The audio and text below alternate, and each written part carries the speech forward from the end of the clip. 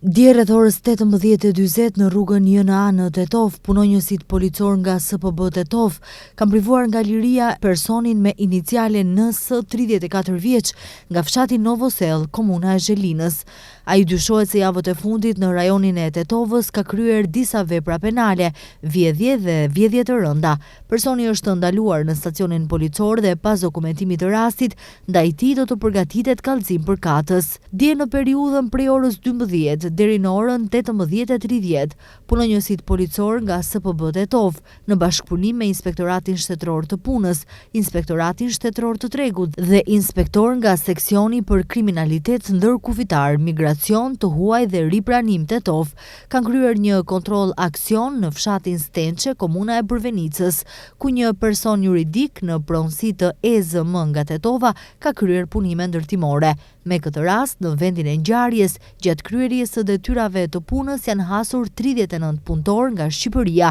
të moshës nga 20 deri 65 vjeç. Ata janë ndaluar pasi është konstatuar se nuk kanë qenë të regjistruar si punëtor, përkatësisht kanë keq përdorur qëndrimin turistik dhe kanë qëndruar në kundërshtim me qëllimin. Personat janë ndaluar në stacionin policor dhe pas dokumentimit të rastit do të vijojnë kallëzime përkatëse për ta dhe për pronaren e personit juridik. Dje rreth orës 12:10 në stacionin policor të Arc, HZ 40 vjeç nga fshati Odër i Tetovës, ka denoncuar se pas mesnate para shtëpisë së saj në fshat një person i maskuar e ka sulmuar fizikisht, me që rast ai ka përdorur një send të mprehtë dhe i ka shkaktuar lëndime dhe i ka drejtuar kërcënime bashkëshortit të saj, po merren masa për zbardhjen e rastit. Mbrëm rreth orës 23:50 në një fshat të Gosivarit, pjesëtarët e policisë nga stacioni policor Gallat kanë privuar nga liria një 44 vjeçar nga i njëjti fshat, duke vepruar sipas kallëzimit paraprak të bashkëshortes së tij, 39 vjeçare,